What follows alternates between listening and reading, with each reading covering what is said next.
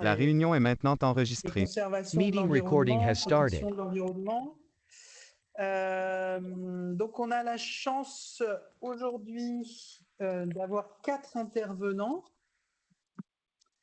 Dans l'ordre, donc nous avons Juliette Astorg qui va parler en première position, qui est doctorante en sciences politiques. C'est vous, Juliette? Oui.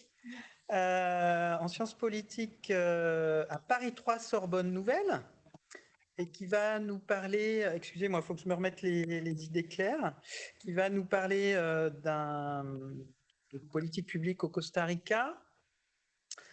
En deuxième intervention, on aura Mohamed Benidir, qui nous vient de l'Institut national d'aménagement et d'urbanisme de Rabat, et qui nous parlera d'un projet d'énergie solaire, d'un gros projet d'énergie solaire dans le sud-est marocain, si je me souviens bien.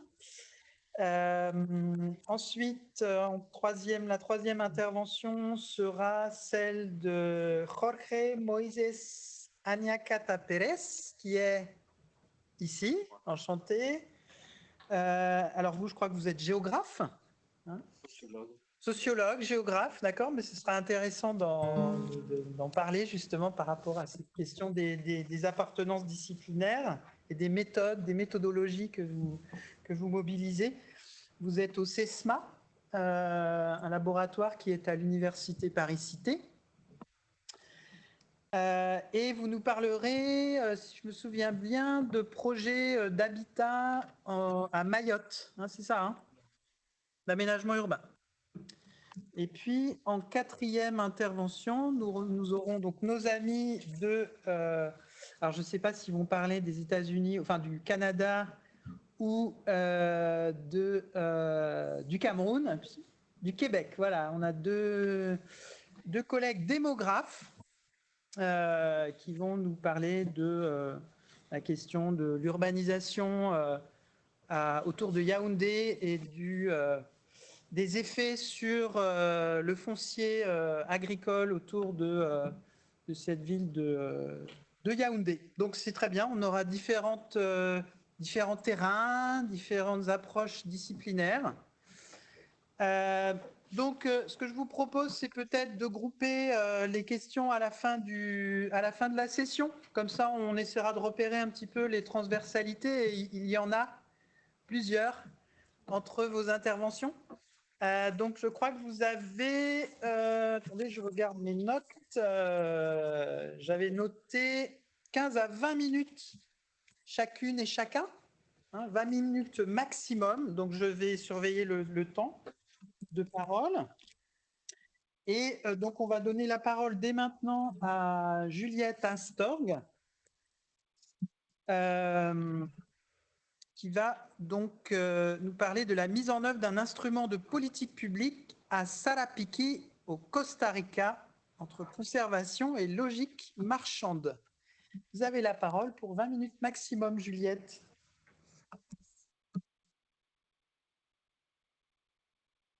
Et en même temps, ça va être projeté.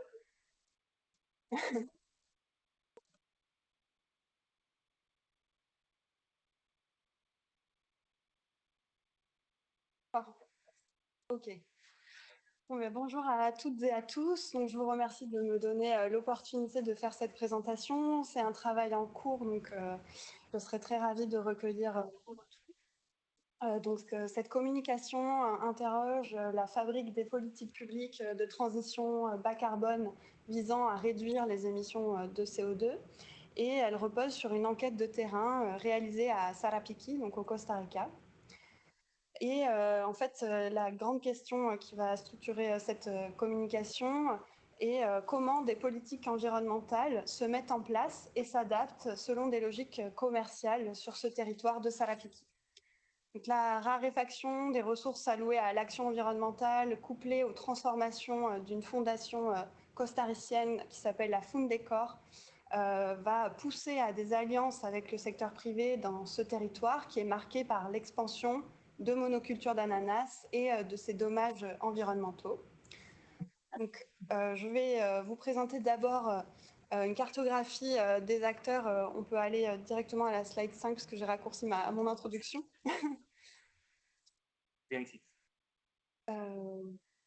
Oui, même au plan. Enfin, là, oui, c'est bon. D'abord, je vais vous emmener donc en visite de terrain pour réaliser une cartographie des acteurs de ce territoire, puis on analysera comment ces logiques entrepreneuriales sous-tendent les projets de cette fondation, donc la Fundecor. C'est la fondation costaricienne de développement de la cordillère volcanique centrale, ce qui nous amènera dans un dernier temps à réfléchir aux politiques environnementales costariciennes de façon un peu plus large, qui sont représentatives d'une conservation fondée sur le marché. On peut aller à la slide suivante. Dans un premier point, je vais essayer donc, de vous présenter une cartographie des acteurs de ce territoire, donc à Sarapiquí. D'abord, revenons sur le contexte local de Sarapiquí, donc avec un premier sous-point sur la production extensive de monoculture d'ananas dans ce contexte local. Donc, Puerto Viejo de Sarapiquí, c'est le point d'ancrage choisi pour l'enquête, car la Fundecor, donc on peut aller à la slide suivante, merci. La Fundecor, donc cette fondation, participe à la mise en œuvre de paiements pour services environnementaux. Donc c'est une incitation financière qui, dans le cas costaricien, est délivrée par l'État du Costa Rica à des propriétaires de forêts privées en l'échange de conservation de la forêt qui se situe sur leurs parcelles, ou bien de reforestation, ou bien d'actions qui visent à voilà, soit reforester, soit avoir une gestion dite durable des espaces forestiers. Donc cette Fundecor a son siège situé au cœur de Puerto Viejo, entre l'église, comme on peut le voir sur cette photo, qui accueille un hôtel en face, qui accueille tous les agents qui viennent de l'antenne de cette ONG située à San José, puisqu'elle a 2 bureaux, donc un à Sarapiquí, un à San José, pour travailler les commerces de la ville. Donc, par ailleurs, cette région connaît des enjeux environnementaux sensibles. Puerto Viejo est situé au cœur de la forêt tropicale, à proximité d'un parc national qui s'appelle le Braulio Carrillo, d'un couloir biologique, la Cruz. C'est aussi le lieu d'établissement de l'OET. L'OET, c'est l'Organisation pour les études tropicales. Et autour de Puerto Viejo se situent de nombreuses réserves privées destinées aux études scientifiques, mais aussi au tourisme. Un exemple, la réserve Tianmina, par exemple. Ce territoire a été marqué historiquement par la présence d'entreprises, notamment la United Fruit Company. Et à Sarapiquí, donc, dans un contexte cette fois très actuel autour de l'ananas, on peut distinguer de très nombreuses plantations en monoculture qui sont visibles sur ce territoire. Juste pour faire un point sur ces monocultures d'ananas, elles engendrent des problèmes environnementaux graves liés au changement d'usage des sols, à l'utilisation massive de pesticides qui entraînent la pollution des sols et des nappes phréatiques, l'assèchement de zones humides. Et bien que la production d'ananas constitue le fleuron de l'économie costaricienne et présentée comme notamment dans les discours gouvernementaux, des travaux d'Alexa Bando, qui fait partie de l'Université du Costa Rica dans une approche plutôt d'écologie politique, montrent l'invisibilisation des conséquences socio-environnementales dans les communautés face aux bénéfices économiques. Par ailleurs, au cours de l'enquête, une ingénieure agronome de cette fondation, la Fundecor, m'explique au cours d'une conversation informelle que des liens existent entre propriété terrienne, personnel politique, agrobusiness. De plus, des pratiques de fumigation de pesticides sur les plantations engendrent des aspersions des maisons des agriculteurs-agricultrices qui se situent en bordure de plantations et de leurs propres personnes également. Donc on va rester sur cette slide. Donc dans ce contexte local, voilà, dans ce deuxième sous-point, on va voir qui sont en fait les acteurs présents. Donc au cours d'une visite de terrain que je réalisais auprès du directeur régional du bureau du FONAFIFO pour la Caraïbe. Donc le FONAFIFO, c'est le Fonds national pour le financement forestier, donc qui dépend de l'État, et d'un ingénieur forestier de la fondation, la Fundecor. Nous partons en 4x4. Le 4x4 appartient à FONAFIFO, ce fonds national étatique, ce qui montre déjà qu'il existe un accord de coopération entre le FONAFIFO et la Fundecor. Après environ 1 heure de trajet, donc la route goudronnée laisse place aux cailloux pour le reste du trajet. Après, nous arrivons donc sur la parcelle du propriétaire, et après une marche dans une partie de sa parcelle qui est couverte de forêt, comme on peut le voir sur ces photos. Je pars avec lui et nous arrivons à une autre partie de sa parcelle qui cette fois est recouverte d'arbres en pleine pousse. Il s'agit de la mélina. Donc le propriétaire m'explique en fait que c'est une espèce d'arbre qui n'est pas d'une grande qualité, qui pousse rapidement et qu'elle sert à faire des tarimas. Les tarimas, c'est des palettes, voilà, des palettes en bois. Sur la route, nous avons par ailleurs croisé de très nombreuses piñeras, donc des cultures d'ananas à droite, à gauche, qui montrent bien un entremêlement entre frontières agricoles, parcelles de forêt et cultures d'ananas. Donc ce fonds FONAFIFO, juste pour revenir un peu dessus, c'est le Fonds national de financement forestier qui est créé en 1991, qui dépend de l'État costaricien et qui est l'opérateur central de la mise en œuvre du paiement pour services environnementaux.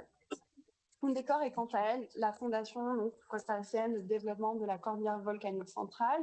Elle est financée lors de sa création par un fonds spécial qui correspond en fait à un accord d'aide nature. Je ne vais pas forcément revenir sur ce concept, mais l'important c'est de revenir sur la création, c'est-à-dire que c'est la coopération bilatérale des États-Unis à travers l'USAID qui a permis la création de cette fondation pour mener des actions de conservation dans cette aire de conservation volcanique centrale au cœur du Costa Rica.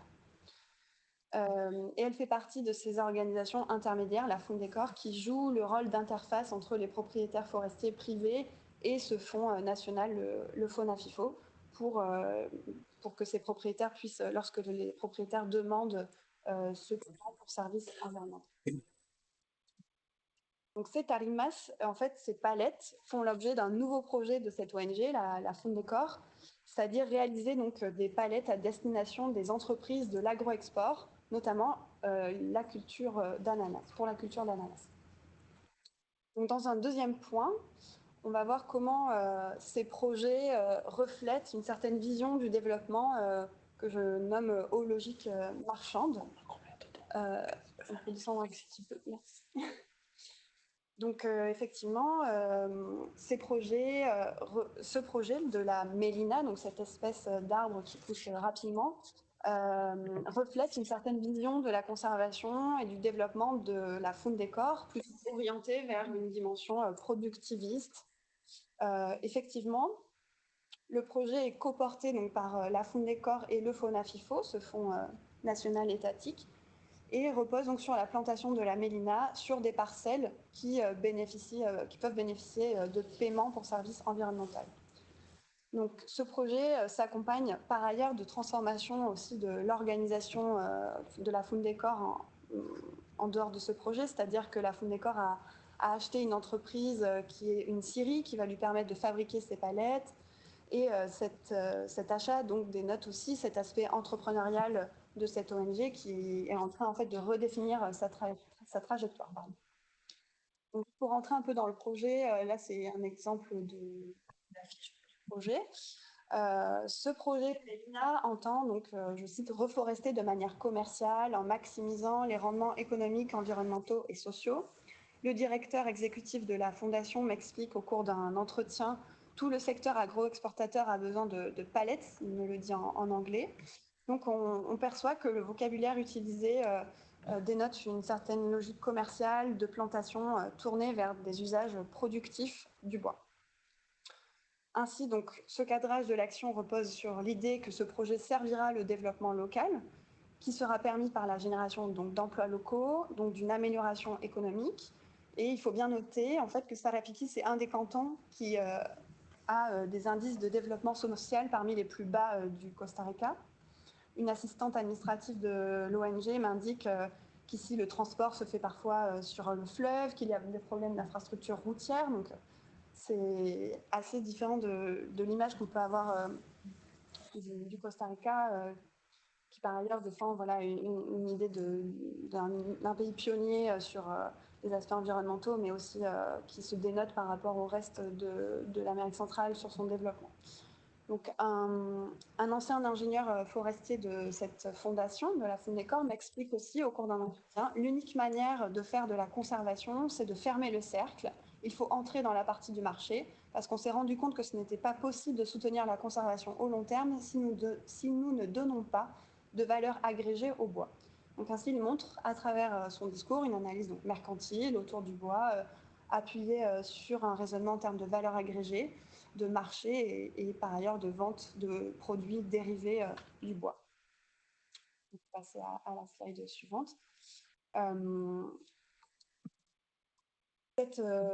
Cette trajectoire se fait écho aux trajectoires des professionnels, en fait, des agents de la fondation La Fundecor.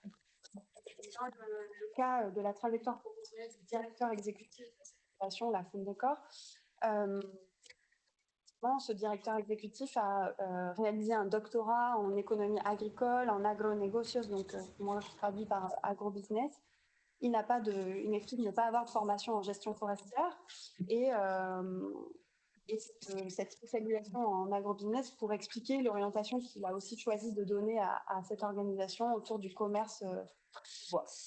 Donc en fait, ce projet de qui est mis en œuvre par la Fundecor ne semble pas remettre en question des inégalités ou des rapports de pouvoir qui sont présents avec les monocultures d'ananas dans ce territoire de Sarapiquí.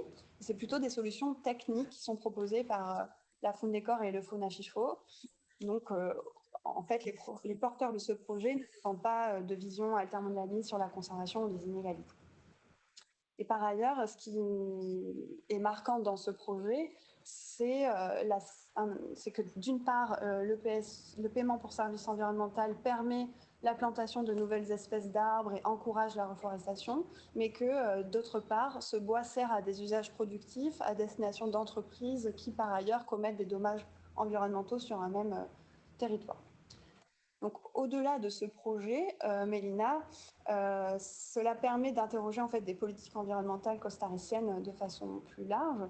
Donc, c'est le troisième point que j'aimerais aborder sur l'État costaricien et les politiques environnementales au Costa Rica, entre une conservation qui est fondée sur le marché. Donc, cette fondation, la Fundecor, elle peut être considérée comme un laboratoire local de ces logiques de conservation fondées sur le marché. C'est une organisation en fait qui, dès sa création, teste de nouveaux mécanismes pour la conservation. Le directeur exécutif de la Fundecor, au cours d'un entretien, m'explique: je suis ici non pas parce que je suis quelqu'un du secteur forestier, je n'ai jamais travaillé sur la thématique forestière, mais dans le secteur forestier, il y a plus d'espace d'innovation. Donc, ainsi, le paiement pour service environnemental, c'est un exemple concret d'instrument qui est pensé par ses porteurs comme novateur, car il associe protection de la forêt la protection forestière à une incitation monétaire qui sort en fait d'autres logiques du type conservation par les parcs nationaux, par la restriction ou par des campagnes de sensibilisation autour de l'environnement. Donc Fundecor est bien la première organisation qui a financé des paiements pour services environnementaux au Costa Rica, qui a commencé à les mettre en œuvre. Et cette expérience locale a ensuite été appropriée au niveau national. Donc en ça, elle sert de laboratoire localement. Et de plus, ce directeur exécutif de cette fondation m'explique pendant un entretien: je suis venu ici comme directeur exécutif essentiellement pour bouger la fondation dans le cadre de la décarbonation de l'économie du XXIe siècle. Donc, c'est ce qui m'amène à ma dernière sous-partie. Donc, en fait, autour du plan national de décarbonation du Costa Rica, qui pourrait être pensé comme un laboratoire national des alliances entre le marché et l'environnement.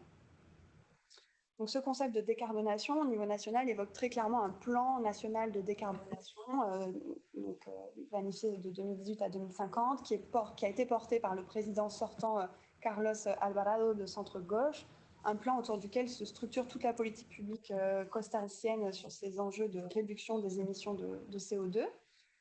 Et c'est l'occasion, à partir de l'imaginaire que s'est construit le Costa Rica, de réaffirmer la position du Costa Rica en tant qu'un laboratoire mondial de la décarbonation.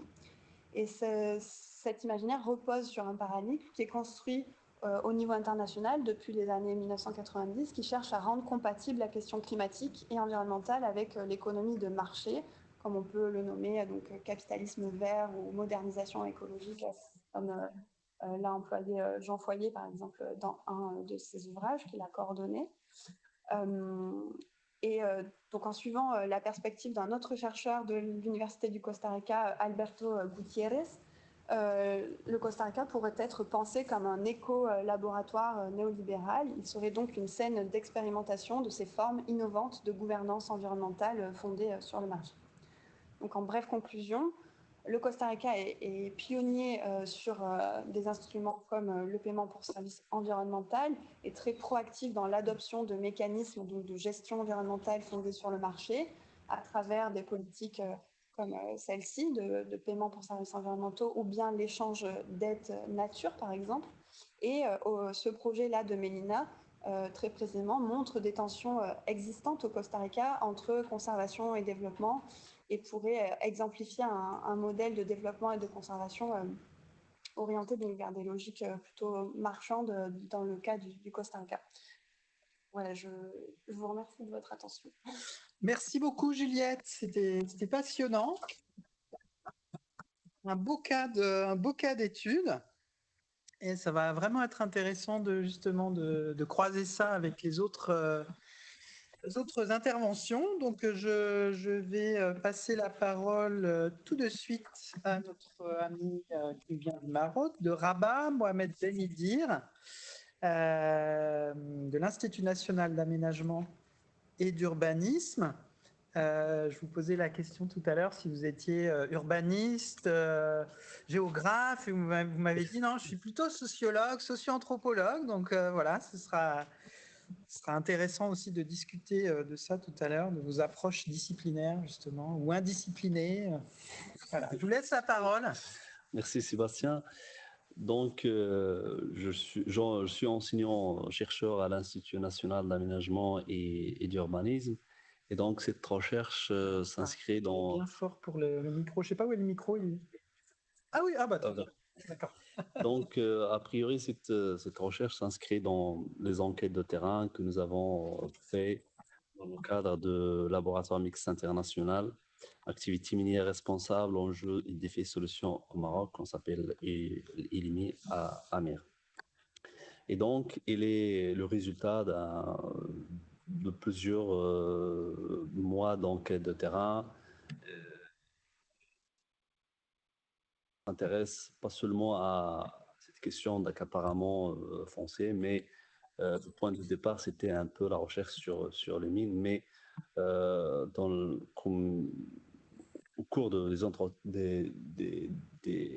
des études, des enquêtes de terrain, j'ai remarqué un peu l'impact de cette implantation de complexes d'énergie solaire sur un ensemble d'acteurs et des entités. Donc, pour faire un peu l'introduction, généralement, cette région de Middles, qui appartient à la région administrative de la région de Atafilad, il est un peu une région pré-saharienne entre le Moyen Atlas et la région et vers le Sahara. Et donc, avec l'émergence des projets d'énergie solaire, certains journalistes qualifient le Maroc d'un royaume de soleil et de vent. Donc, vu à la prolifération des projets d'énergie solaire et éolienne aussi. Donc, cette action publique se fait généralement par des partenariats publics-privés et avec la création d'une agence qui pilote ce genre de projet qui s'appelle l'Agence marocaine d'énergie solaire, qui est une entreprise privée à capitaux publics. Et donc, l'objectif général est de satisfaire prioritairement les besoins nationaux du Maroc en énergie. Donc, les premiers projets ont été faits dans la ville de Ouarzazate. Et par la suite, d'autres projets s'installent, tels que le ville de Middle, Tata, Laayoune et Boujdour, et ainsi de suite. Moi, je m'intéresse au complexe solaire de Middle, qui constitue la deuxième phase du plan solaire marocain. Il consiste en la construction d'un complexe de production d'électricité d'origine solaire d'une puissance minimale de 500 MW. Et la province de Midelt,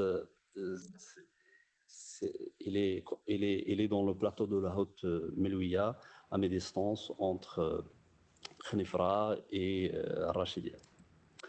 L'objectif général de ce projet, si on fait un peu la lecture du cadre logique de projet, c'est d'accroître la capacité nationale dans la production d'électricité en vue d'améliorer la sécurité de l'approvisionnement et la disponibilité d'énergie solaire, et par la suite développer de centrales qui utilisent la technologie solaire hybride, à savoir la technologie thermo-solaire à concentration et par la suite photovoltaïque.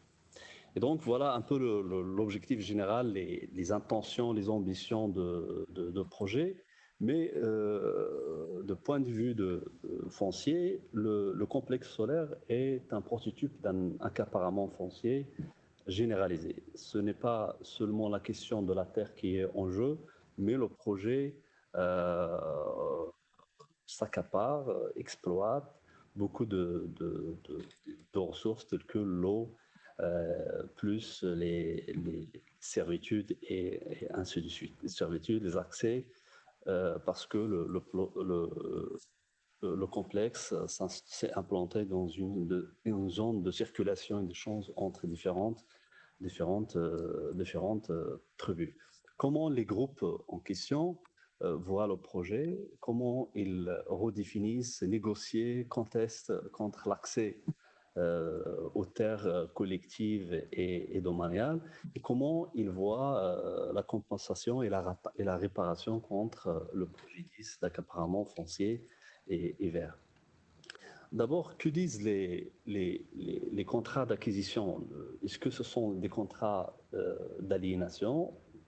Donc, d'après les contrats, les plans d'acquisition de terrain, donc on dit que la Mazen a acquis des terres, et donc les collectivités ethniques en question ont accordé de bon et de forme l'acquisition de ces terrains.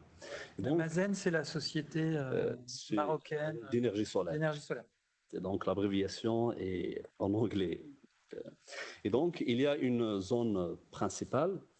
La zone principale, elle est constituée par des terres de domaine forestier et des terres de trois tribus qui s'appellent les Aïtoufla et Aït Msouad Ali de Njil. Il y a une zone d'extension qui compris d'autres. Je vais vous montrer la photo. Voilà le projet. Il faut montrer la photo, la page suivante. Donc la page, voilà. Page d'avant. Il y a un décalage. C'est la page d'avant, non? Voilà, la suivante. D'accord. Et donc, il y a une zone d'impact de proximité immédiate constituée par des communes concernées, la commune Mebladn et Ain Bni Yacoub, et la zone d'impact de proximité. Et donc, dans la zone d'impact de proximité, donc, les rédacteurs du plan d'acquisition ont ciblé les ménages et les habitants et les douars, les villages concernés par le projet. Dans cette étude, je me concentre sur trois douars, trois villages, comme étant des entités restreintes de faible ampleur pour essayer, comme a dit Auger, de faire des généralisations. Et par la suite, une zone d'impact éloignée qui est la province de Midelt et de Boulma. Et voilà, il y a aussi par la suite, la page suivante, le plan et l'état parcellaire de complexe solaire. À la fois, il y a il y a le foncier collectif qui appartient aux collectivités ethniques sous la tutelle des collectivités ethniques et le domaine forestier. Et comme a dit, il y a aussi des chevauchements où le collectif et le forestier s'enchevêtrent.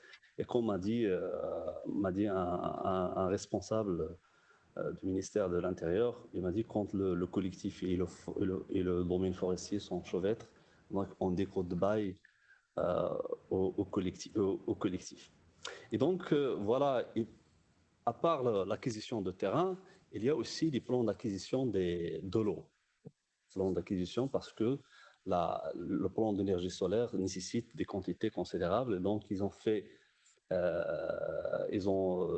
des réservoirs d'eau tirés du village de barrage Hassan II. Donc, à la fois, il faut exploiter, acquérir des terrains qui sont à la fois collectifs et sont domaniaux, y compris de l'administration des eaux et forêts et aussi de domaine public et hydraulique. À part la question de l'eau, il y a aussi l'accès. Il y a aussi un plan d'accès de terrain sur les emprises des infrastructures communes pour l'accès au projet. Et aussi, outre la domanialité forestière et hydraulique, il y a aussi une question de domanialité routière, etc. Et donc, voilà un peu en général. Il y a une hiérarchisation en termes de zones d'impact, et cette hiérarchisation, la leçon qu'on peut tirer de ce zonage et de ces villages, de ces plans d'acquisition de terrain, de l'eau et des infrastructures communes et routières, il y a une hiérarchisation des zones d'impact, ce qui est un peu occulte et dilue la responsabilité de l'État envers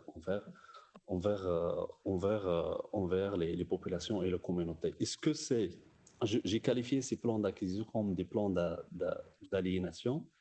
Les rédacteurs des plans d'acquisition n'emploient pas le texte accaparement, ils utilisent toujours la question de la mobilisation, de la valorisation de terrain. Et donc, comment Mazen a acquis ces terrains? Et donc, les lois coloniales qui sont issues de l'administration de la colonisation et qui ont été parfois en partie révisées par l'État post-indépendant ont un peu facilité cette acquisition de terrain parce que si les terres collectives sont mises sous la tutelle du ministère de l'Intérieur, les collectivités ethniques sont considérées comme des mineurs et ne sont pas. Les collectivités ethniques sont représentées par des naïbs, des délégués des terres collectives, mais ils sont rarement influents et c'est la tutelle, c'est-à-dire l'administration du ministère de l'Intérieur au niveau local qui a une dernière main sur. Donc, le trait distinctif de ces plans d'acquisition, même si les lois en question sont propices à l'accaparement foncier, ils ont un peu abandonné la question de la domanialité. Ils ont acquis, donc, ces terrains convoités sont la propriété, ce sont des titres fonciers immatriculés, sont la propriété de Mazen. Voilà un peu ce projet. L'implantation de projet va de pair avec une stratégie propriétariste et de propriété exclusive et absolue. Donc, comme a dit un nomade, il n'y a pas de terre collective sans tribu et de tribu sans os. Ici, le lignage, malheureusement, il ne reste dans les terres collectives que les os, maintenant les restes, la viande a été prise par l'État, par Mazen, etc. C'est aussi un accaparement de la résilience parce que dans le terrain où se situe le projet, c'est aussi un terrain de parcours utilisé par les nomades selon leurs traditions, etc. C'est aussi, il faut voir aussi le projet, c'est un accaparement de la résilience. On a dit au départ que cette action publique de l'énergie solaire se fait dans le cadre de partenariats publics-privés, mais dans un pays où le public et le privé s'entremêlent, au Maroc. Et donc, qu'en est-il de la place de ces collectivités ethniques en question dans ce partenariat public? Donc, ces collectivités ethniques ne sont pas considérées comme étant des compétentes, comme étant vaccinées, etc. Et donc, ils sont un peu mineurs. Et donc, Et donc, on ne peut pas parler d'un partenariat public-privé puisqu'ils ils ne sont absents on peut dire que, de point de vue de ce projet, il y a une contradiction entre la légalité et la légitimité. On peut dire, en lisant les plans d'acquisition, on peut dire que le Mazen a suivi toutes les procédures d'acquisition de terrain, mais en écoutant les points de vue, les interprétations des gens, on constate que le projet a accentué, a créé de nouvelles inclusions, a produit de nouvelles géographies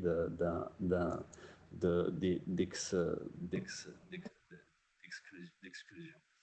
Et une des manifestations de cette résistance contre cet accaparement foncier, une de ces résistances sont le cas des femmes sulalières, c'est-à-dire des femmes appartenant à une terre, aux collectivités ethniques d'une tribu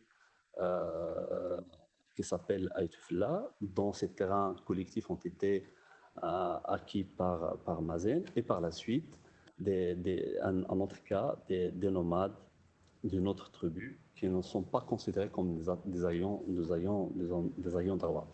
Donc, au départ, pour aller vite, je ne sais pas combien de temps reste, et donc,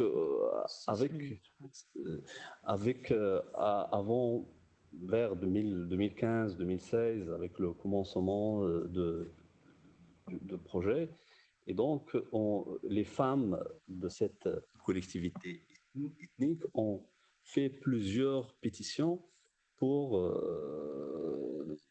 aux différents responsables de Mazen, du ministère de l'Intérieur, au niveau national et au niveau local, pour essayer de bénéficier d'une terre qui a été acquise ou bien que Mazen voulait acquérir par la suite.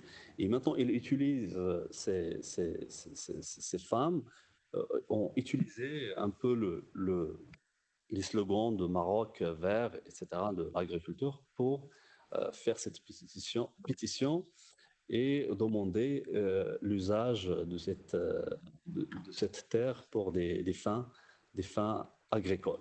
Mais du moment où ils ont constaté l'occupation par Mazen, ils demandent des indemnités et des compensations et contestent l'acquisition en question contre cette acquisition de la terre qui s'appelle Tablalash. Et quand je leur dis comment, parce que les terres collectives ont accordé, les nouables, les délégués des terres collectives ont accordé l'acquisition de ces terrains, ils disent que la majorité de ces délégués sont des étrangers, ils ne sont pas natifs, ils ne sont pas autochtones, et les autochtones, les natifs n'accordent pas la vente des terrains de leurs ayants droit. Un cas qui est intéressant en termes de la contestation de ceux qui sont considérés comme étant des n'ayant pas droit est celui des nomades transhumants d'une tribu qui s'appelle Aït-Marad et qui est installée dans la zone d'implantation de projets. Et donc, à la lecture des plans d'acquisition, on ne voit pas, on n'observe pas aucune mention de cette tribu dans les papiers, etc. Et donc, comment cette tribu est installée dans la zone. Donc, cette tribu, c'est une tribu amazigh près de Sanhaja. Et donc, ils ont avec l'avancée des Français dans la région, donc quatre lignages d'un sous-segment sont séparés. Ils ont maintenu la position de combattre les Français. Les deux autres ont choisi de se mettre aux Français et ils ont été installés dans la zone d'implantation, dans la Haute Melouia. et ils ont été distribués sur les 3 tribus. Un tiers pour une tribu, un autre tiers, pour ne pas mentionner les mots, un autre tiers pour le tribu. Et depuis lors, ils ont été considérés comme n'ayant pas droit. Et maintenant, eux, ils manifestent, leur caractère originaire, autochtone. Et même, ils font référence à un décret ambigu euh, sur les membres des collectivités ethniques qui conditionne être membre d'une collectivité ethnique, être résident dans cette collectivité ethnique, être membre, être, être, vacciné. Donc, mais est-ce que de point de vue de la légalité, cette collectivité ethnique en question n'existe pas, mais de point de vue de la légitimité, il existe bel et bien. Donc, ces nomades essayent de s'installer dans un endroit qui s'appelle Sidi Ayad, et certains d'entre eux ont acheté des maisons des anciens mineurs, et certains d'entre eux ont mis leur tente à la vente en disant que les terres fertiles, les plus fertiles ont été occupées par le projet. À rebours des compensations que présentent les femmes soulaliyettes, les nomades plaident pour des services sociaux de base et militent pour l'existence juridique de leur collectivité et de leur collectivité ethnique. Ils demandent aussi de leur autoriser l'extraction informelle de plomb, parce que le projet aussi a empiété sur des mines informelles d'extraction de plomb. C'est conclure peut-être. Oui, je vais conclure. Et aussi, le projet est aussi une déposition d'un ensemble d'un faisceau de prérogatives, de servitudes, des accès, etc. Pour conclure, donc, ce cas d'implantation de projets d'énergie solaire, même si les textes juridiques coloniaux qui ont été par la suite révisés ont été des instruments pour l'acquisition de terrain, on remarque le maintien d'une stratégie propriétariste, exclusive et absolue de la terre pour sécuriser et occulter toute marge de manœuvre pour la résistance. Et aussi, c'est une dépossession des usagers les plus vulnérables d'un faisceau de prérogatives et un accaparement foncier global en termes d'eau, de terre. Et ce projet ne peut pas être lu seulement sous l'optique de l'anti-politique machine. Donc, les leaders, les notables locaux ont joué aussi un rôle prépondérant pour faciliter l'acquisition de ces terrains. Ce projet encourage encore plus l'accaparement, puisque même si c'est un autre sujet, les 2 notables puissants dans la zone ont aussi des terrains, ont aussi des terrains à usage agricole de grande échelle au fur et à mesure de l'implantation de projets. Qu'en est-il des revendications, des compensations présentées à la fois par les femmes soulaliyettes ou par les nomades? Ce sont pourtant des revendications hétéroclites. Chacun demande des indemnités financières, chacun demande de l'emploi, chacun demande de développement, chacun demande des lots. Et donc, face à cette situation hétéroclite, donne à l'État des marges de manœuvre, de régulation et parfois de mobilisation, de cooptation, etc. Et voilà, Très bien, merci beaucoup Mohamed Benidir, passionnant aussi, très beau cas d'étude. Je vais passer la parole à Jorge Anyakata Pérez, qui va nous parler d'un autre terrain tout à fait passionnant, Mayotte, dans les Outre-mer, océan Indien. Je vous laisse la parole pour 20 minutes maximum. Est-ce qu'on rapproche le micro ou ça sera suffisant? Oui, Un peu peut-être. limite un peu. Voilà. Bien fort pour la salle et puis le micro, s'il vous plaît. Je pense que c'est mieux si vous utilisez votre. J'ai la présentation ici. Ok. Et je contrôle la salle depuis l'autre ordinateur.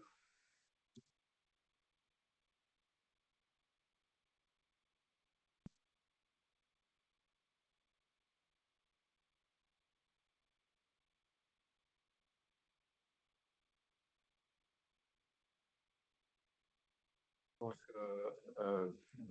voilà, c'est un peu difficile de commencer parce que moi aussi, je vais aborder un petit peu la question du foncier, donc c'est un petit peu lié. Et c'est tout à fait passionnant ce que vous avez présenté tout à l'heure. Parlez bien fort, s'il vous plaît, parce qu'avec la climatisation, on n'entend pas bien. Ok. Ouais, parlez bien fort. Moi, je m'appelle Jorge Añacata, je suis de nationalité péruvienne et j'ai fait un doctorat en géographie et aménagement à l'Université de Paris, Paris-Cité.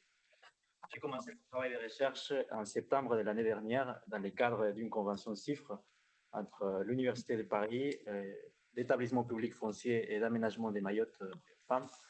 Je travaille depuis septembre de l'année dernière et les laboratoires CESMA. Donc, ma thèse porte sur l'inadéquation supposée des politiques publiques urbaines avec les cadres socioculturels de Mayotte, notamment en ce qui concerne les contextes, en ce qui concerne l'habitat et le développement urbain. Donc aujourd'hui, ma présentation se centre sur la concertation, qui est l'un des sujets que j'aborde dans le cadre de ma thèse, pour répondre justement à l'inadéquation supposée des politiques publiques. Là, je ne sais pas... Oui, il y a un décalage. Ok.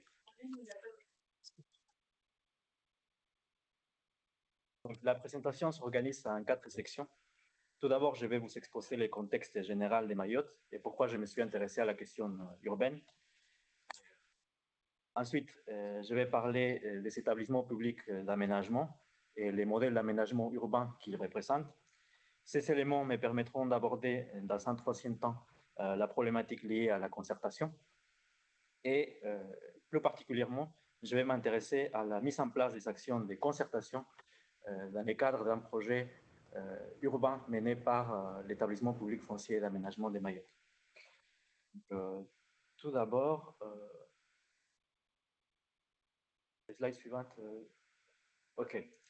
Donc tout d'abord, Mayotte, c'est un territoire insulaire situé dans l'océan Indien, entre les Mozambique et Madagascar. C'est une île qui fait partie de l'archipel des Comores. L'archipel des Comores, qui était une ancienne colonie française, et Mayotte est le seul territoire qui est resté français. Et d'ailleurs, il est le département français depuis 2011. Sur le plan social, Mayotte est un territoire assez particulier. 95% de la population à Mayotte est de religion musulmane. La presque totalité d'habitants parlent des langues locales, comme les Chimaoré et les Chiboucha, même si la langue officielle c'est le français. À Mayotte, il y a le taux de croissance démographique le plus élevé en France, qui est de 3,8%. Ce dynamisme démographique peut s'expliquer d'une partie par le taux de natalité qui est très élevé, mais aussi par la question de la migration qui est d'origine comorienne. En fait, il y a des personnes d'origine comorienne qui traversent la mer dans des petites embarcations. J'ai mis quelques photos, mais vous ne pouvez pas les voir. Dans des petites embarcations qui s'appellent Kwassa Kwassa et rentrent illégalement au territoire de Mayotte. Donc voilà, selon l'INSEE, à Mayotte, la moitié de la population est d'origine étrangère. Et 30% de cette population est en situation irrégulière sur le plan administratif, c'est-à-dire sont sans papier. Donc cette situation, combinée à la précarité, 77% des habitants à Mayotte vivent sous les seuils de pauvreté. Se traduisent par une forte demande des logements que, naturellement, les autorités peinent à répondre. Avec une extension des bidonvilles qui est sans doute la première d'Europe, qui est sans doute la première d'Europe, et dans un territoire où 30% des résidences principales ne disposent pas d'eau courante, 6 logements sur 10 n'ont pas de toilettes à l'intérieur de la maison, 50% des logements n'ont pas de baignoire ni douche, 20% des logements n'ont pas d'électricité. Donc, bref, la question du logement, c'est une question centrale. Donc, dans ces contextes, l'État met en place des moyens et des outils pour répondre aux besoins du logement.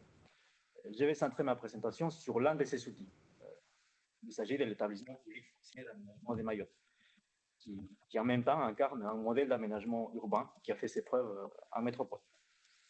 Comme je vous ai dit tout à l'heure, moi j'ai fait une thèse dans cet établissement depuis septembre de l'année dernière et je suis chargé d'études exploratoires au sein de cet établissement. Donc je passe au point suivant où je vais parler sur les établissements publics d'aménagement. Qu'est-ce que c'est un établissement public d'aménagement? En France, les établissements publics d'aménagement, les CPA, sont des dispositifs que l'État met en place dans des territoires avec des enjeux urbains assez spécifiques qui portent un intérêt pour la collectivité nationale. Ça pourrait être, par exemple, la régénération urbaine. Et vous savez, ici à Paris, par exemple, un EPA qui s'appelle Grand Paris Aménagement. Ça pourrait être aussi la revitalisation des territoires en déclin. Donc, il y a, par exemple, à Saint-Étienne, un EPA également. Les CPA sont au nombre de 14. Il y en a 2 en Outre-mer, dans les territoires de la Guyane et Mayotte. Je ne vais pas rentrer dans les détails des CPA, mais ce qu'il faut retenir, c'est que les CPA sont des outils robustes, lourds, que l'État met en place dans des contextes assez spécifiques. À Mayotte, on a ouvert un EPA et je crois que ce n'est pas anodin. C'est la méthode par excellence en France pour faire l'aménagement urbain.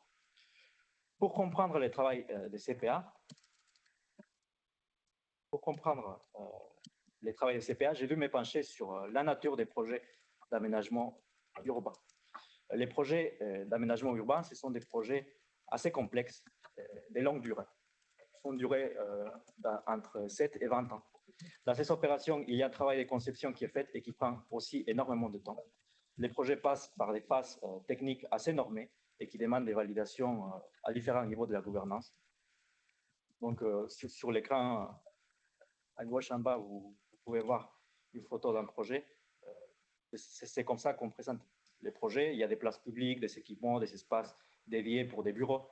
J'ai voulu vous montrer aussi les travaux de conception dont je vous parlais tout à l'heure. Donc, en bas à droite, il y a une carte. C'est un projet que les femmes réalisent en ce moment, les projets Sahara non béni, où on va construire par exemple des marchés couverts, on va construire des groupes scolaires, des équipements culturels, etc. Donc, l'un des outils les plus utilisés pour exécuter ces projets, c'est la zone d'aménagement concerté, la ZAC. La ZAC, c'est une zone sur laquelle, vous voyez à droite la démarche de la ZAC, c'est une zone sur laquelle les établissements publics d'aménagement ou les collectivités décident d'intervenir pour faire de l'aménagement urbain. Ces projets se développent sur des emprises acquises par les établissements publics qui seront cédés par la suite à des promoteurs publics et privés pour réaliser des opérations de construction. Donc l'aménagement, c'est une phase préalable qui consiste vraiment à l'installation de réseaux d'eau potable, l'électricité, l'assainissement, des équipements. Donc cette procédure que je viens de vous présenter et que vous voyez aussi sur l'écran, c'est très important parce qu'elle incarne le modèle d'aménagement qui est mis en place par ce type d'établissement. Les femmes réalisent en ce moment, plus de la moitié des projets qui sont réalisés en ce moment par les femmes, qui se réalisent justement sur cette modalité d'intervention. Et dans ces projets d'aménagement, il y a une phase obligatoire qui est d'ailleurs très normée. Il s'agit de la concertation.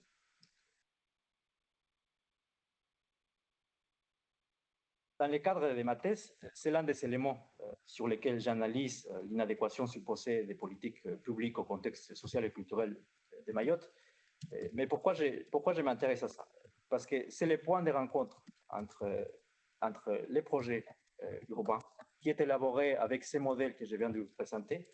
C'est le point de rencontre avec ces modèles et les habitants qui matérialisent en quelque sorte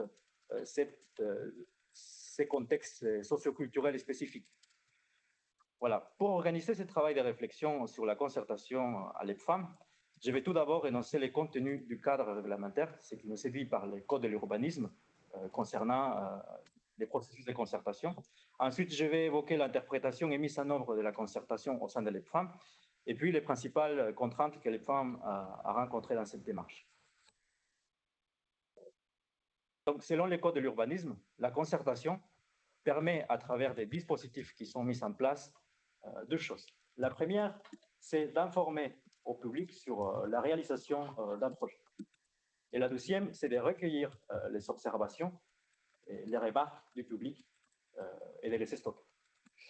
Donc, néanmoins, l'autorité, c'est-à-dire les établissements publics d'aménagement, garde une marge de manœuvre pour fixer les objectifs supplémentaires offerts à la concertation volontaire.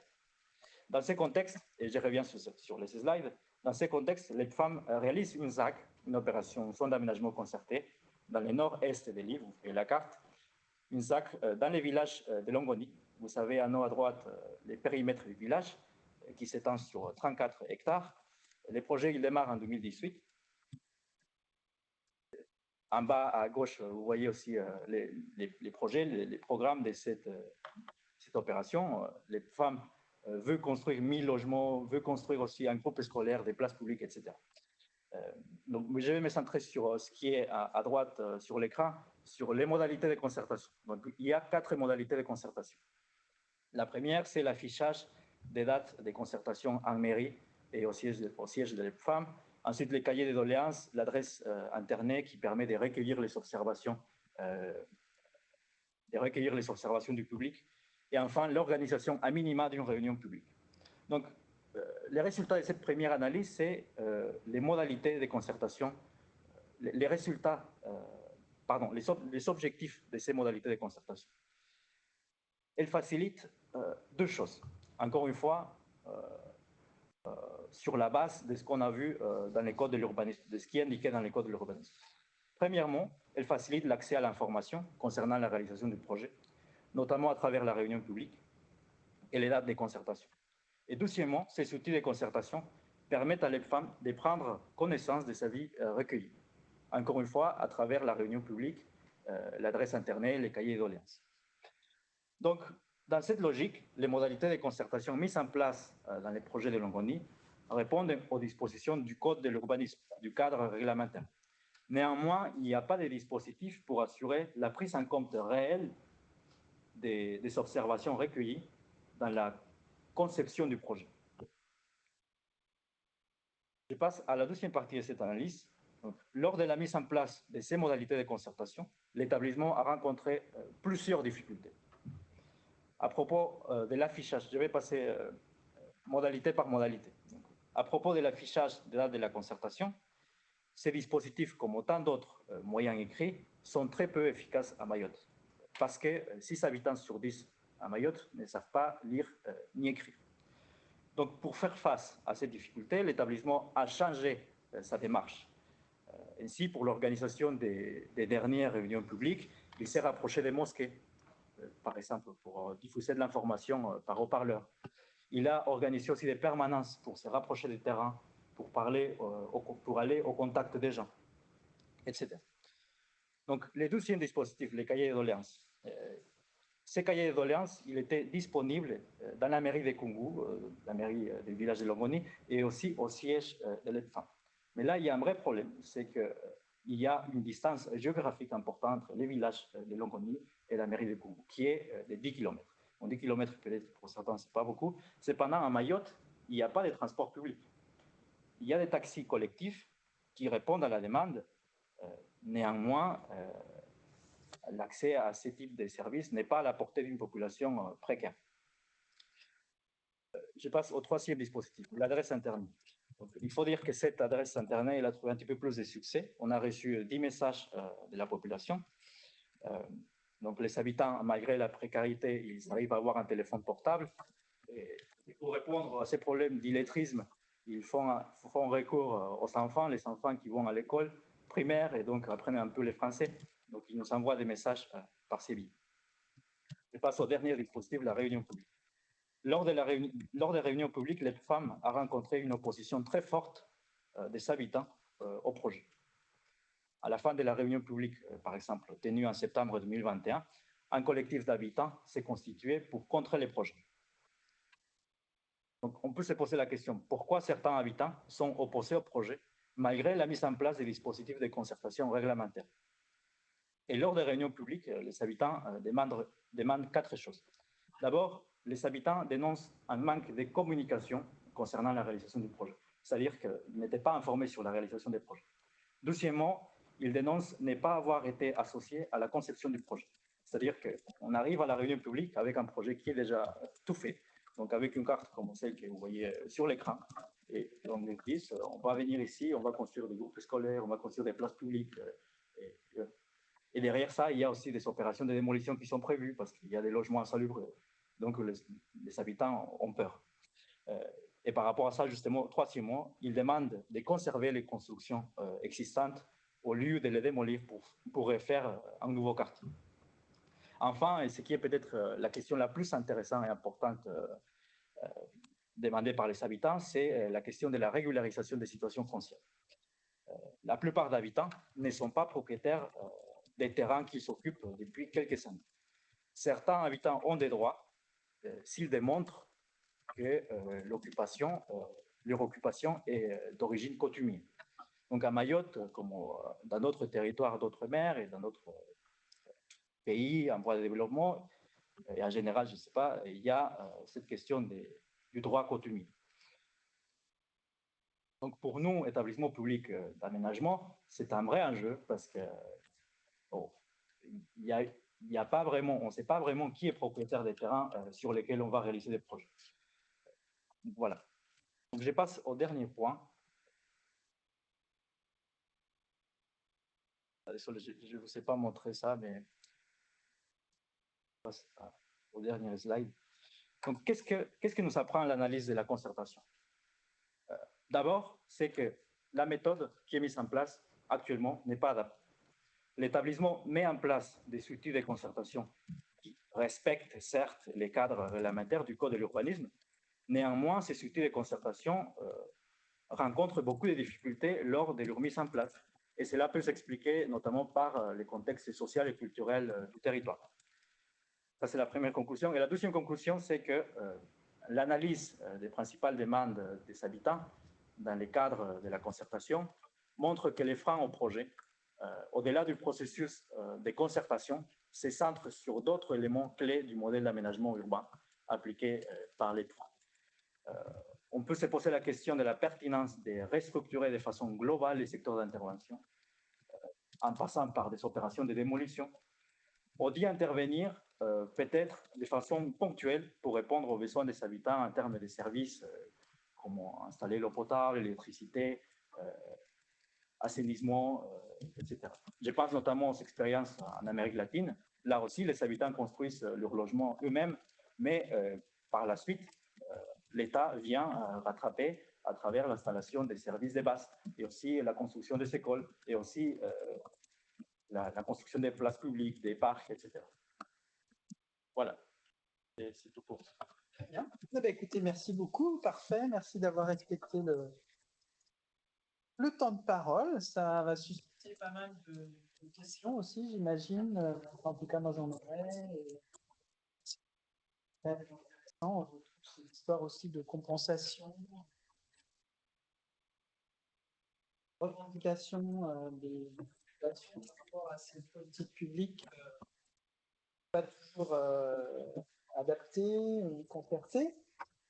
Donc, on va passer à la dernière communication de nos amis démographes, Yannick Wilfried Mengue et Nadine Yemelang Temgoua.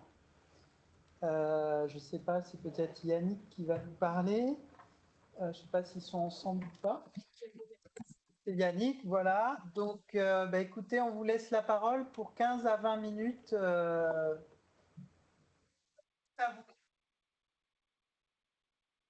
Vous devez activer votre micro et ensuite vous partagez votre écran. Bonjour à tous. Est-ce que vous m'entendez bien? Oui. Ok, bonjour. Bonjour. Ok. Je vais tout d'abord essayer de partager mon écran pour que vous puissiez avoir accès à mes slides.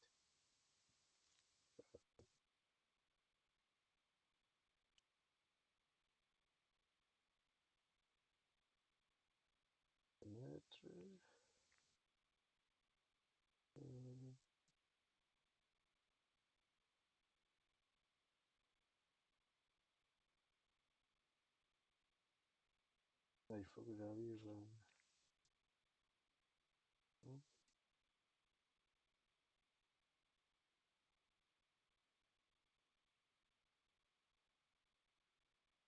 Là, je ne vois pas le. Mon slide ne s'affiche pas, je ne sais pas pourquoi. Si vous avez des problèmes, je peux partager votre présentation, mais vous m'indiquez en fait lorsque je fais la transition entre slides. Ok? Si vous êtes d'accord? Ok, je pense que c'est plus rapide. Est-ce que vous arrivez à voir mon écran? Oui, c'est bien. C'est bon? Vous le voyez? C'est bien, oui. Ok, là je vais immédiatement passer à la présentation de mon travail.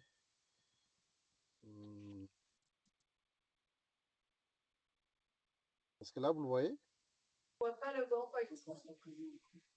Vous voyez bien le PowerPoint? Voir votre écran avec une liste de documents. Vous ne voyez pas le PowerPoint?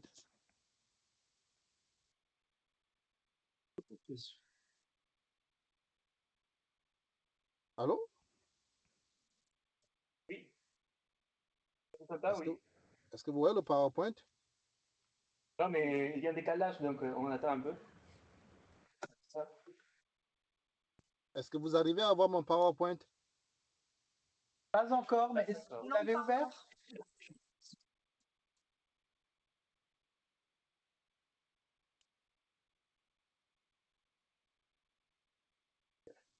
Essayez à nouveau. Partager. Partager l'écran.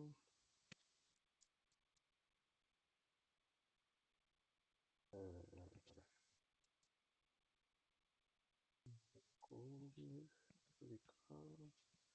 Fenêtre.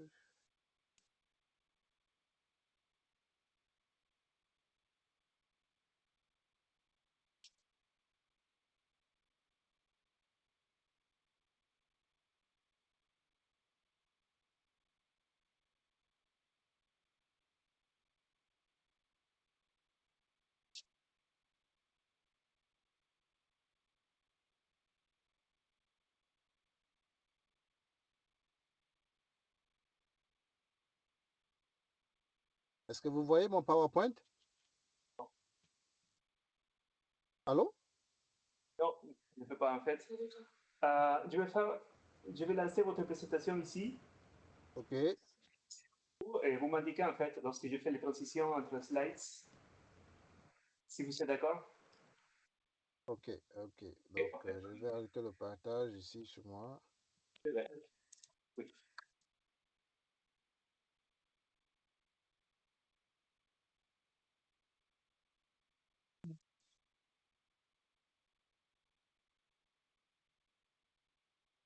Ok, vous êtes donc à la bonne page, je suppose. Ok, bonjour à tout le monde. Quelques petits soucis techniques, mais on a pu, voilà, on a pu trouver une solution à ça. Voilà. Et donc, voilà, le travail que je m'apprête à vous présenter aujourd'hui est un travail exploratoire que j'ai effectué au cours de la pandémie, lorsque j'étais en confinement, bien entendu. Et donc, ce travail exploratoire s'inscrit dans le cadre d'un ensemble d'activités que j'avais inscrit dans mon projet de thèse ici en aménagement du territoire à l'Université Laval, au Centre de recherche en aménagement du territoire et développement. Et donc, c'est un travail qui vise à explorer en fait le lien entre l'urbanisation en Afrique subsaharienne et les questions de sol alloués à l'agriculture. Et donc lorsque j'ai commencé ce travail, j'étais dans une posture où je vais effectivement à la recherche d'une information. Et puis, j'étais dans un environnement totalement confiné. Et donc, j'ai adopté ici des stratégies qui visaient à explorer tout en étant confiné et à continuer à faire de la recherche. Vous allez remarquer dans le cadre de cette travail, effectivement, qu'il y a des aspects sur lesquels je suis resté, voilà, je n'ai pas été sur le terrain proprement dit, mais j'ai essayé de profiter en fait de ce que la technologie nous offre pour faire des visites de terrain virtuelles. Et donc, ce travail s'intitule L'urbanisation et conflits d'usage des sols, cadre de l'évolution des terres agricoles à Yaoundé, capitale du Cameroun, entre 2000 et 2015. Le plan de présentation voilà, comporte 5 parties. Donc, dans la première partie, on a le contexte et les objectifs de la recherche. Dans la deuxième partie que je vais dérouler, on aura un cadre méthodologique. Et puis, la troisième partie, j'exposerai les principaux résultats. Et puis, en quatrième partie, la discussion. Et puis, pour finir par une conclusion. Pourquoi, en fait, ce sujet nous intéresse? Ce sujet nous intéresse parce qu'en fait, l'Afrique est un cas particulier en ce qui concerne l'urbanisation. L'Afrique, bien évidemment, elle fait son chemin, mais, mais évidemment, elle a une identité à elle dans ce cheminement de l'urbanisation. Ce qu'on sait aujourd'hui en Afrique, c'est que d'ici 2025, on aura pratiquement 50% de la population en Afrique subsaharienne qui vivra en milieu urbain. Ce qui déjà pose un énorme problème parce que l'Afrique subsaharienne, c'est déjà des régions qui rencontrent d'énormes problèmes en ce qui concerne l'accessibilité à certains services sociaux, notamment l'eau potable, notamment les transports publics, l'accès à des services sociaux basiques. Et donc, lorsqu'on a donc effectivement cette urbanisation qui se pointe, évidemment que le milieu de la recherche ne peut que s'interroger et s'inquiéter. Le cas de Yaoundé est un cas particulier. C'est une ville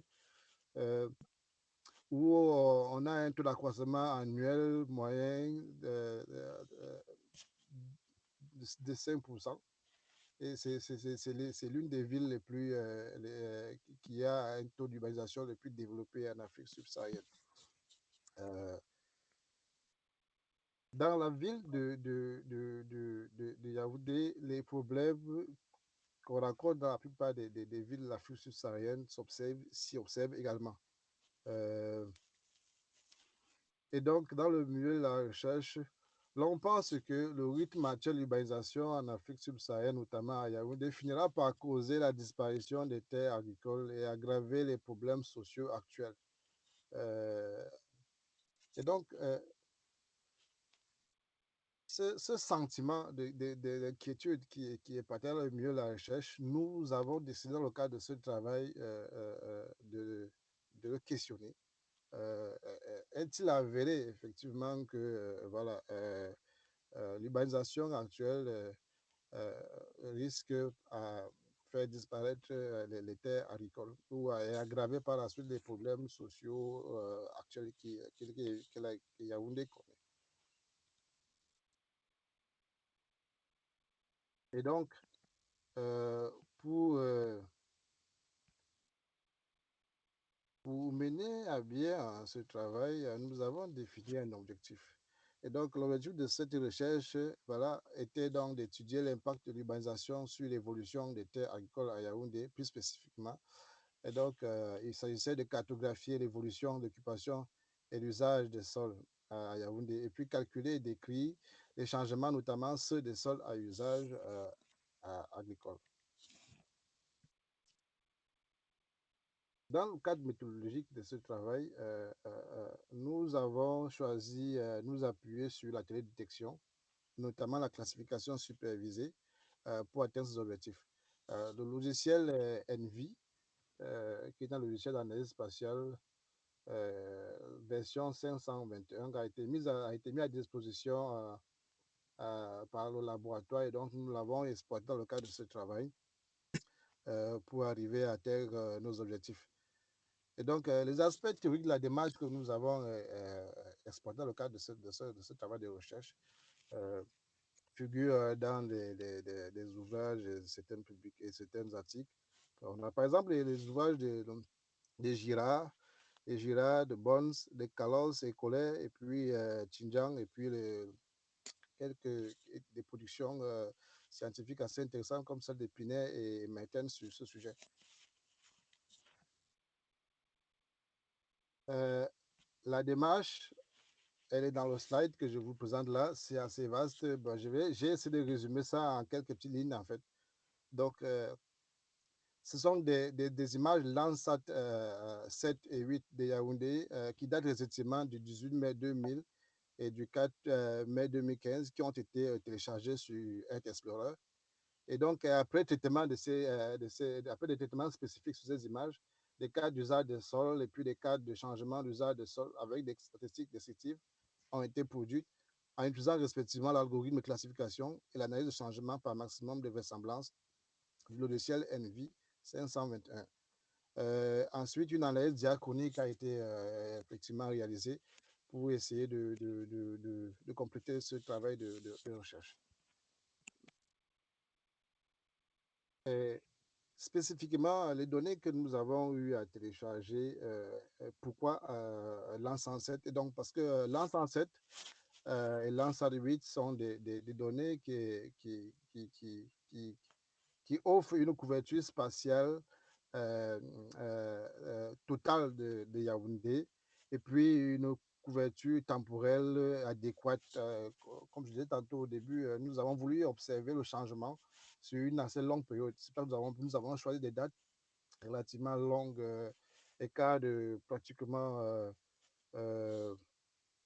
10 ans. Et donc,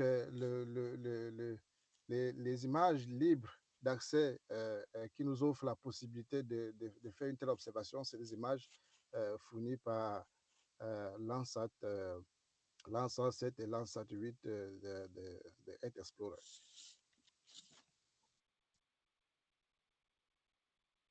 Et donc, la justification temporelle aussi vient s'ajouter en fait au choix de ces images. En fait. Donc, en se basant sur le diagramme thermique Yaoundé, les calendriers agricoles de Yaoundé,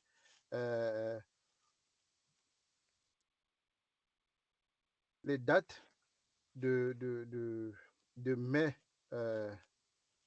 ont été choisies parce que à cette date-là, nous avons la possibilité de minimiser la couverture nuageuse. C'est une période où il ne pleut pas beaucoup dans Yaoundé.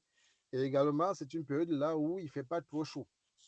Parce que si on va observer en fait la couverture végétale d'un territoire, il faut s'assurer qu'il y ait au moins des plantes qui sont vivantes. Donc, on ne le fera pas en saison sèche. C'est pour ça que nous avons choisi une période de temps où on a la possibilité effectivement de pouvoir percevoir les plantes, donc notamment une période relativement humide. En ce qui concerne la résolution spatiale, nous avons trouvé données Landsat 7 et Landsat 8 offrent une résolution spatiale qui varie entre 15 mètres et 100 mètres selon les longueurs d'onde couvertes, ce qui correspond à ce qui est attendu dans les études à échelle régionale. Les données Landsat 7 ont aussi l'avantage, Landsat 7 et Landsat 8, effectivement, ont l'avantage effectivement d'avoir des radiomètres qui couvrent des longueurs d'onde du visible euh, euh, qui permettent en fait d'observer une reflétance relativement importante et suffisante pour distinguer en fait la végétation, les plans d'eau et les sols, artificialiser les sols nus. Donc dans l'image que j'ai essayé de montrer tout à côté, c'est une image où on voit bien comment est-ce que sur les longueurs d'onde du visible et les longueurs d'onde de l'infrarouge et du moyen infrarouge, comment est-ce que les reflétances des sols et de la végétation et de l'eau arrivent très bien à se démarquer les unes des autres. Et donc, c'est des données qui sont relativement intéressantes pour mener ce type de travail.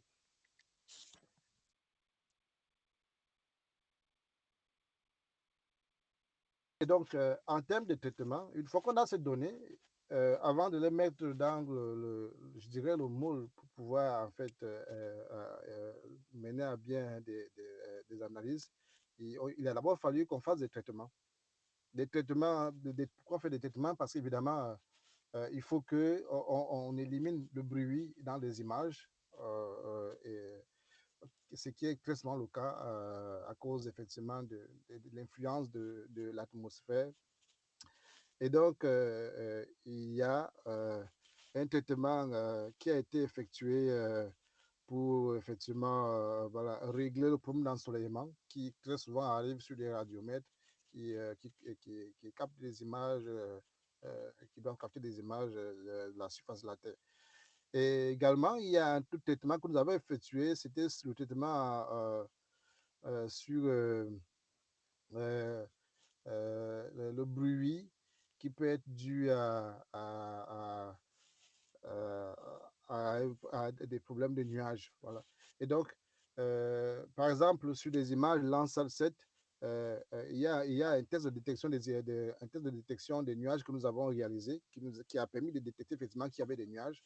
Et donc, par la suite, on a produit un masque qui allait servir à cacher ces nuages-là durant les épreuves d'analyse pour pouvoir minimiser les erreurs de recherche.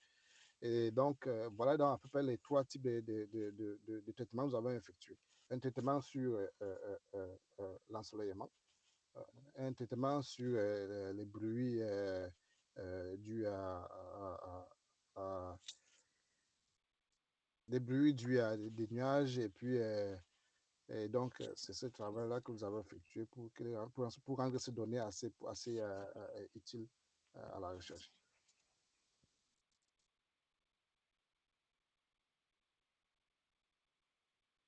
Et donc, une fois qu'on a eu ces images, qu'est-ce que nous avons fait de cela? Et donc, nous avons au préalable d'abord défini qu'est-ce que nous voulions effectivement aller observer. Et donc, c'est pour ça que nous avons produit des clés d'interprétation visuelle. Et donc, ce que nous souhaitons aller observer dans le cadre de ce travail, c'était des zones bâties, des sols nus, des terres cultivées ou aménagées, ou des aménagements paysagers, des forêts et autres végétations arbustives, et puis des cours et plans d'eau continentaux. Ça, c'est une définition en amont de ce que nous voulions aller rechercher. Il vous reste 5 minutes, Yannick. OK. Une fois que nous avons pu produire ce travail-là, et donc nous avons réalisé ce qu'on appelle généralement produire des indices de végétation. Un indice de végétation qui nous permet en fait de ressortir en fait la végétation dans les images que nous observons. Par la suite, nous avons exploité les composés colorés. Les composés colorés, c'est des combinaisons d'images qu'on fait, des images satellitaires qu'on fait pour essayer de distinguer en fait des caractéristiques d'occupation des sols. Et donc, en utilisant ces deux types d'informations, nous sommes arrivés à produire des zones d'entraînement. Les zones d'entraînement, c'est des petites zones qui reflètent fidèlement l'occupation du sol. Et donc, avec ces zones-là, nous avons produit une première cartographie des sols. La carte d'occupation des sols nous a permis par la suite d'arriver à produire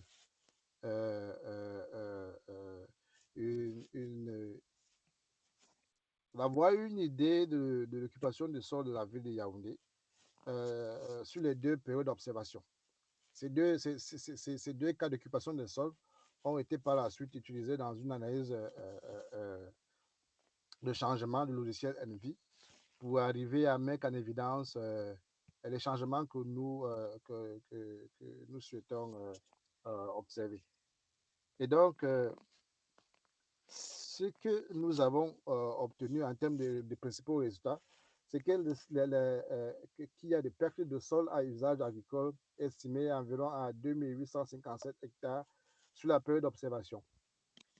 Et donc, on a également constaté que la plupart de ces pertes d'occupation de sol s'est réalisé davantage dans les périphéries de Yaoundé. Et donc,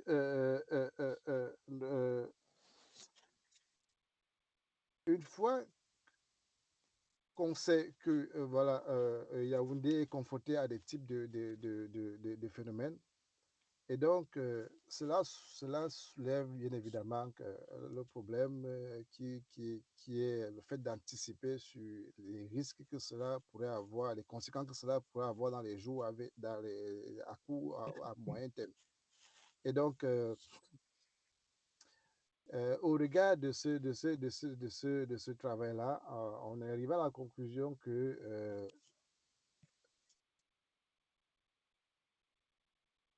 les pertes à usage agricole de Yaoundé c'est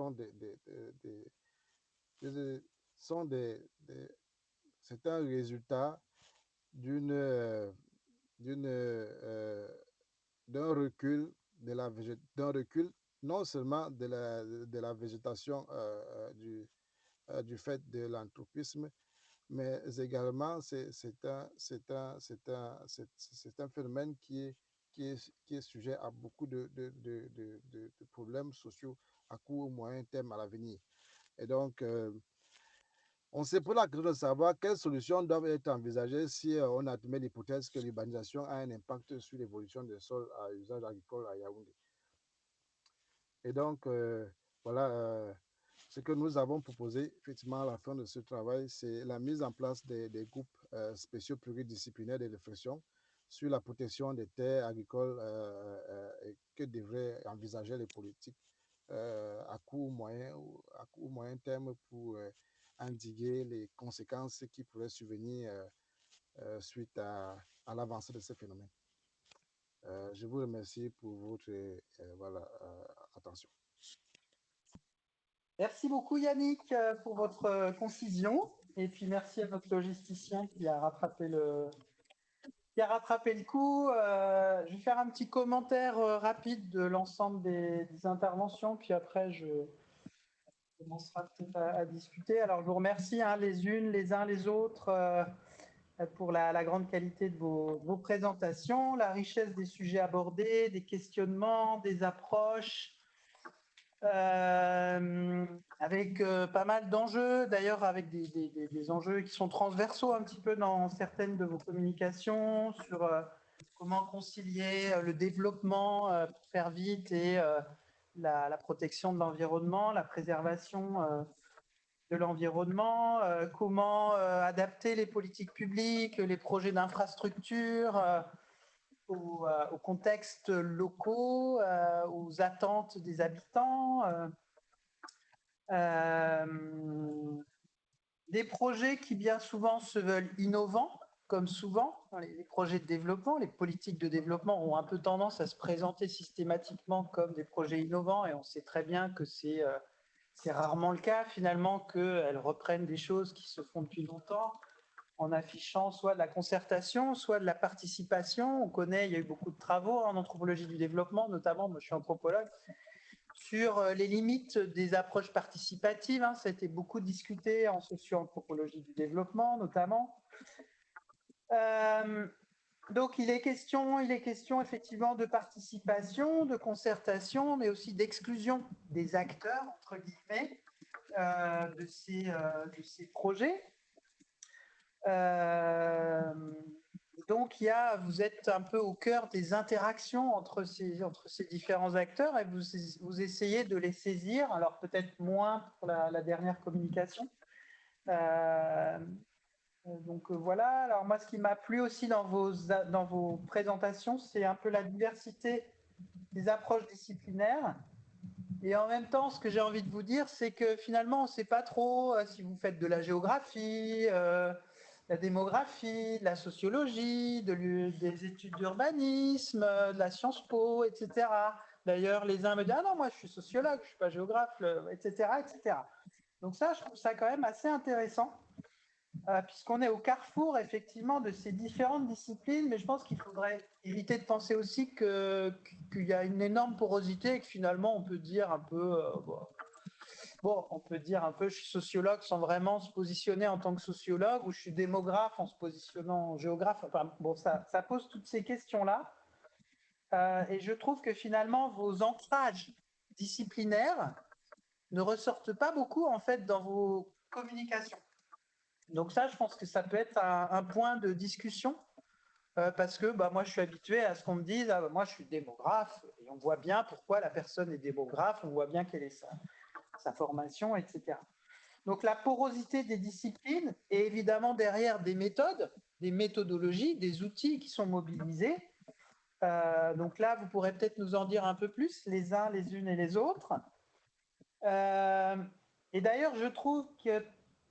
alors ça, c'est peut-être un peu souvent le cas dans les travaux de doctorants, hein, je ne sais pas, je m'avance peut-être un petit peu, mais je trouve qu'il n'y avait pas trop de dimension réflexive aussi dans votre travail. Je pense notamment à nos deux collègues ici qui sont tous les deux en CIFRE. Bon, moi, ça m'intéresserait, alors on va pouvoir en parler dans le débat.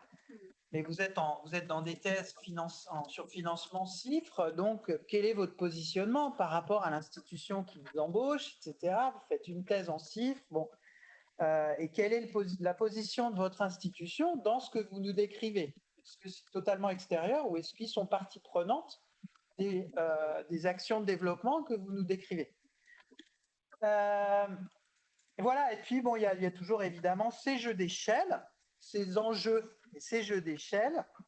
On voit bien avec la dernière communication, notamment, alors là c'est vu des satellites,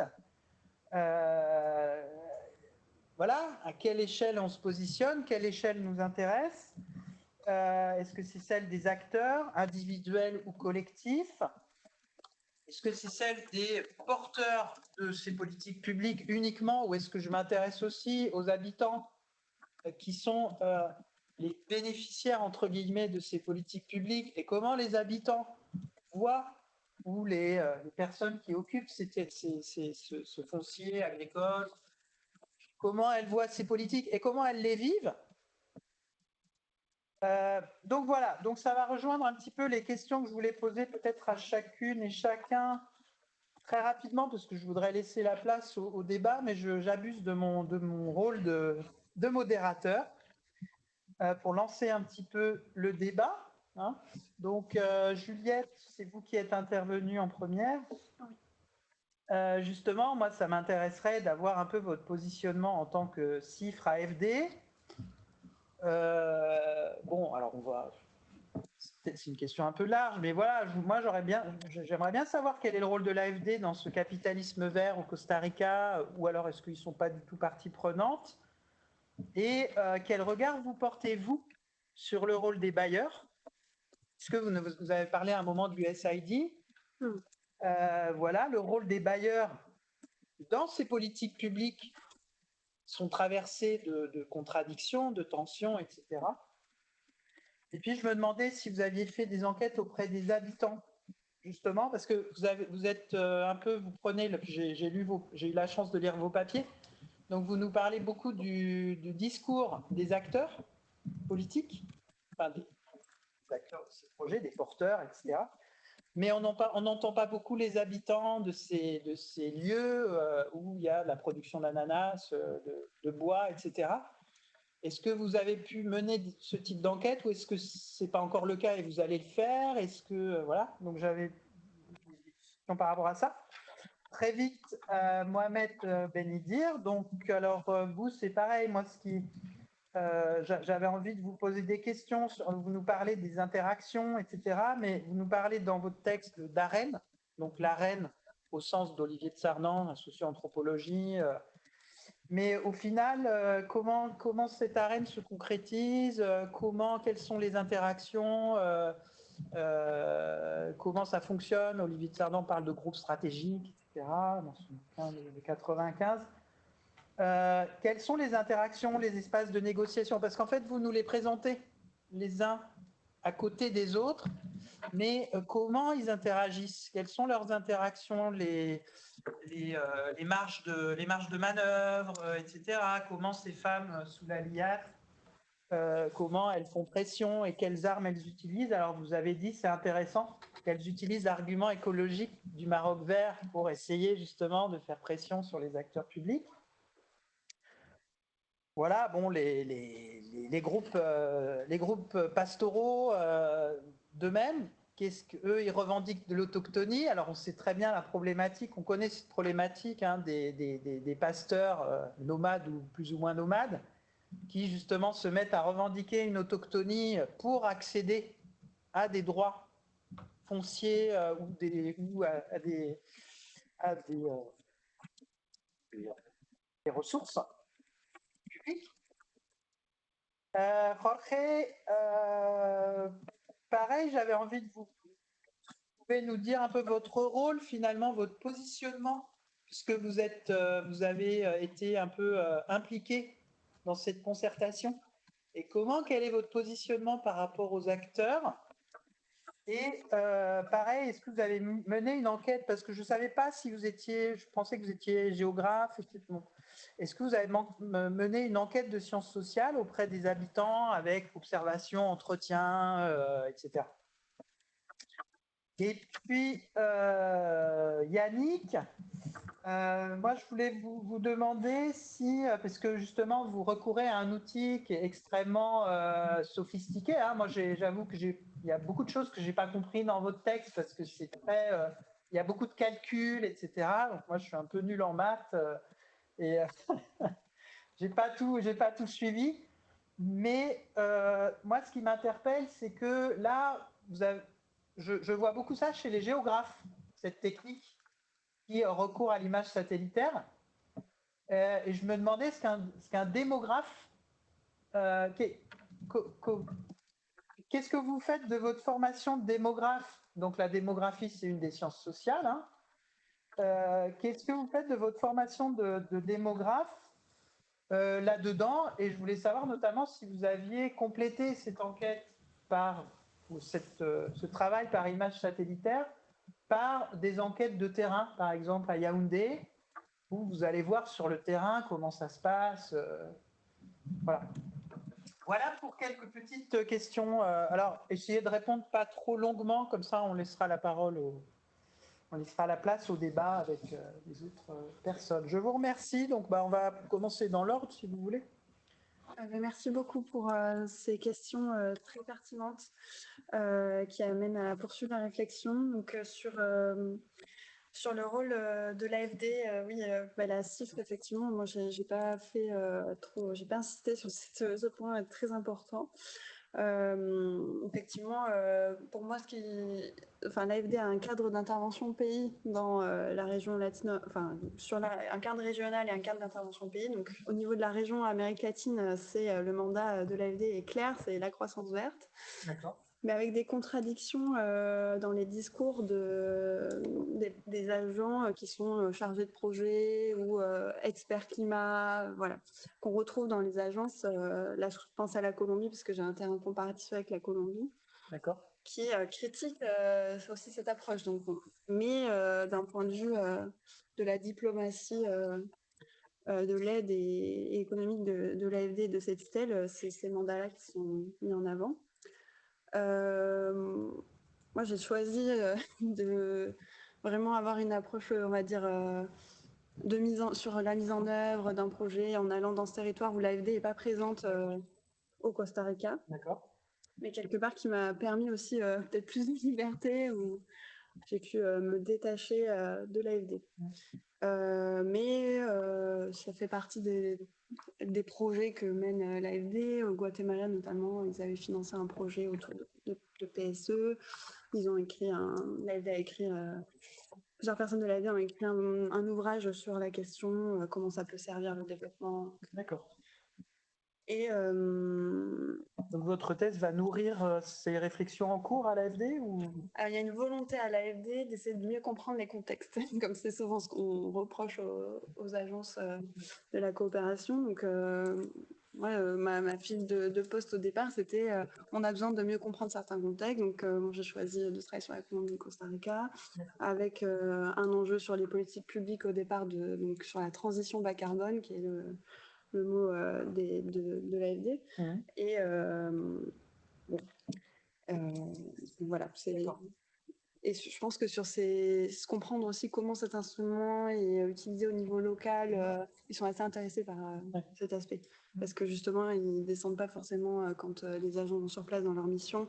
Leur interlocuteur, c'est des agents plutôt ministériels. Ils vont faire une journée sur un projet, mais ils ne vont pas vraiment se rendre compte de... Donc j'ai l'impression qu'il y a un intérêt là. Mais moi, je suis recrutée par le département de la recherche de l'AFD, donc il y a aussi une grande... on va dire que je ne suis pas en lien avec aucune... Enfin, à part dans certains entretiens, mais je n'ai pas de lien direct avec le secteur des opérations, comme ils l'appellent. D'accord. Donc, parfois, on se demande un peu aussi... disons que la thèse CIFRE à l'AFD, le modèle pour le moment, c'est quand même pas une recherche au service de l'action, mais c'est encore assez distancié. Voilà. Et pour la question sur les habitants, c'est une question qui m'est chère, parce que oui, en sciences politiques, il faut aussi faire cette... Enfin, ça me tient à cœur d'aller faire cette démarche-là. Je l'ai un peu faite, ce qui apparaît pas